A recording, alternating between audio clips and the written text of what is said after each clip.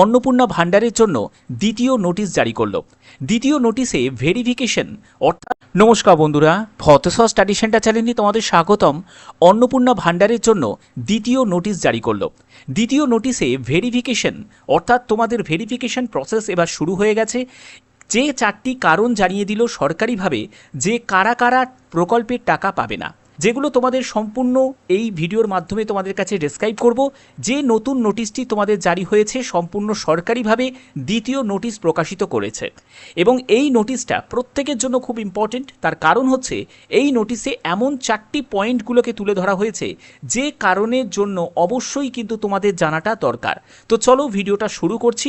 গুরুত্বপূর্ণ ভিডিও এরকমই পাওয়ার জন্য কি করতে হবে, চ্যানেলটিকে সাবস্ক্রাইব করে রাখতে হবে, বেল আইকনটাকে অল করে রাখতে হবে, কারণ যখনই কোনো আপডেট আসে সে যত রাতই হোক না কেন তোমাদের জন্য সেই আপডেট আমি প্রোভাইড করে থাকি। তো প্রথমে নোটিশটা আমি ওপেন করে নিয়েছি। তোমরা দেখতেই পাচ্ছ যে government of West Bengal department of women and child development social ওয়েলফেয়ারের তরফ থেকে এই যে নোটিশটা, এই নোটিশে কি কি বলা হয়েছে দেখে নাও।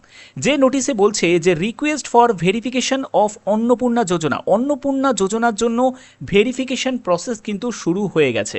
এবার তোমাদের যে ডিস্ট্রিক্টগুলো তোমরা দেখতে পাচ্ছ এখানে, যেমন 23 জেলার, প্রত্যেকটা জেলার কিন্তু এখানে লিস্টে নাম রয়েছে। তোমরা অবশ্যই যেটা করবে, কমেন্টে প্রত্যেকে কিন্তু তোমার জেলার নামটা অবশ্যই তোমরা জানিয়ে দিও। তোমরা এখানে প্রত্যেকটা জেলা কিন্তু তোমরা লিস্টে দেখে নেবে, এখানে কিন্তু প্রত্যেকটা জেলার কিন্তু নাম রয়েছে। ঠিক আছে, এবার হচ্ছে যে মেন পয়েন্টগুলো আমি তোমাদের এক এক করে ডেসক্রাইব করছি। যে চারটি ভ্যালিড পয়েন্টগুলো বলা হয়েছে আমি সম্পূর্ণ তোমাদের বলবো। এখানে বলছে যে ম্যাডাম স্যার, ঠিক আছে, with reference to the অ্যাভভ mention subject you are requested to arrange verification of approved beneficiaries of Annapurna Yojana. Annapurna যোজনার জন্য যে ভেরিফিকেশন প্রসেস তারা শুরু করেছে, অর্থাৎ যে যাচাই যে পর্ব সেটা কিন্তু শুরু হয়ে গেছে। তার কারণ হচ্ছে তোমরা জানো যে যারা যারা লক্ষ্মী ভাণ্ডারের সুবিধা পায়, যারা লক্ষ্মী ভাণ্ডারের সুবিধা পেত তারাই কিন্তু অন্নপূর্ণা ভাণ্ডারের সুবিধা পাবে। তো সেক্ষেত্রে সেই যে ভেরিফিকেশন একটা প্রসেস, অর্থাৎ কারা যোগ্য কারা অযোগ্য, সেই যে প্রসেস সেটা কিন্তু চলছে, এবং সেই ভেরিফিকেশন প্রসেসের জন্য যে নোটিশটা তোমাদের জারি হয়েছে যেটা হলো দ্বিতীয় নোটিশ। তো দেখো এবার কারা কারা অ্যাপ্রুভাল হবে কারা অ্যাপ্রুভাল হবে না সেই ব্যাপারটা নিয়ে কিন্তু তোমাদের একটা লিস্ট প্রকাশিত করেছে, মানে একটা চারটে পয়েন্ট বলেছে যে কারণের জন্য। ঠিক আছে, এবং সেই এলিজিবল যারা ক্যান্ডিডেট, মানে যারা অযোগ্য, সেই অযোগ্য কী কারণে তারা অযোগ্য বলে ডিসাইড হবে সেই ব্যাপারটাও কিন্তু সরকারিভাবে জানানো হয়েছে। তো দেখো আমি তোমাদের ব্যাপারটা বুঝিয়ে দিচ্ছি। দেখো প্রথম যে পয়েন্টটি বলছে সেটা হলো অ্যাবসেন্টি, যে অনুপস্থিত ছিল। তারপরে হচ্ছে যে শিফট হয়ে গেছে, একটা রাজ্য মানে পশ্চিমবঙ্গে ছিল সে অন্য রাজ্যে চলে গেছে, যে মৃত ব্যক্তি, যে ডুপ্লিকেট ভোটার মানে ভুয়ো ভোটার্স।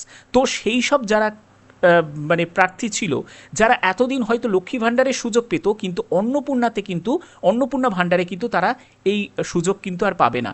তো সেক্ষেত্রে বলে দিয়েছে যে in draft list as per the electoral roll published on 16ই ফেব্রুয়ারি 2026, 16ই ফেব্রুয়ারি 2026-এ সেই ড্রাফট লিস্ট কিন্তু প্রকাশিত হয়েছে।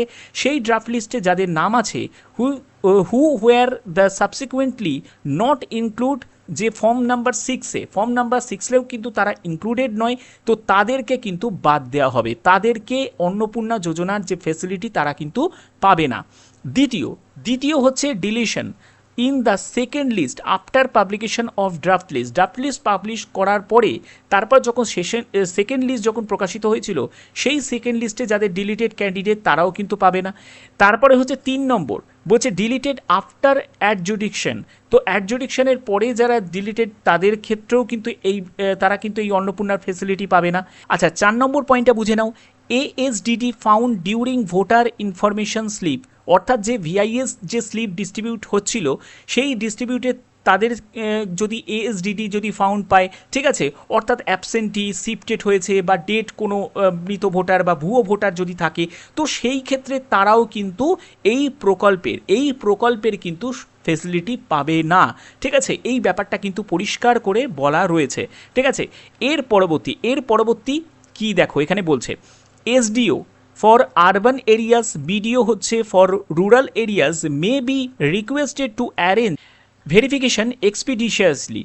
তো এখানে তোমাদের বলছে যে তাদেরকে ভেরিফিকেশন করতে হবে, অর্থাৎ এসডিও বিডিওর তাদেরকে অনুরোধ করা হয়েছে তারা যেন পুরো ভেরিফিকেশনটা ভালো করে এবং যেখানে বলছে যে if any such ineligible beneficiaries, অর্থাৎ যদি কোনো মানে অযোগ্য বেনিফিশিয়ারিজ থাকে তাদেরকে আইডেন্টিফাই করতে বলছে, such the beneficiaries is to be the marked, ঠিক আছে।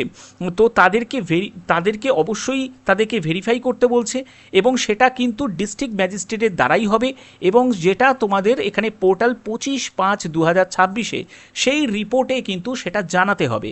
এবার যে কারণে তাদেরকে মানে ডিসকোয়ালিফিকেশন করা হচ্ছে সেই কারণটাও কিন্তু জানানো থাকবে।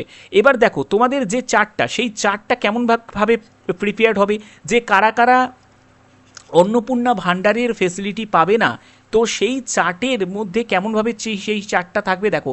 সেই চার্টেতে হচ্ছে যে মানে ক্যান্ডিডেটের তার নাম থাকবে, তার অ্যাপ্লিকেশন আইডি থাকবে, তার আধার নাম্বার থাকবে এবং তাকে কেন মানে ডিসকোয়ালিফাইড করা হলো সেই কারণটাও কিন্তু এখানে উল্লেখ করা থাকবে। যে চারটে পয়েন্ট, এই চারটে পয়েন্ট যদি ফুলফিল না থাকে তাহলেই কিন্তু তারা কিন্তু এখানে ডিসকোয়ালিফাইড হয়ে যাবে এবং এখানে অ্যাপিল ফাইল সেটা ক্ষেত্রেও কিন্তু এটা মেনশন করা থাকবে।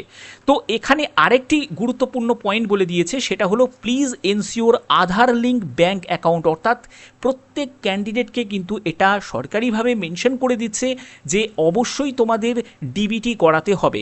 এবার ডিবিটি রিলেটেড কিন্তু অলরেডি তোমাদের কাছে আমি ভিডিও প্রোভাইড করেছি, তোমরা চ্যানেলে ভিজিট করো, সেখানেই তোমরা দেখতে পাবে ডিবিটি রিলেটেড ভিডিও আমি দিয়ে দিয়েছি।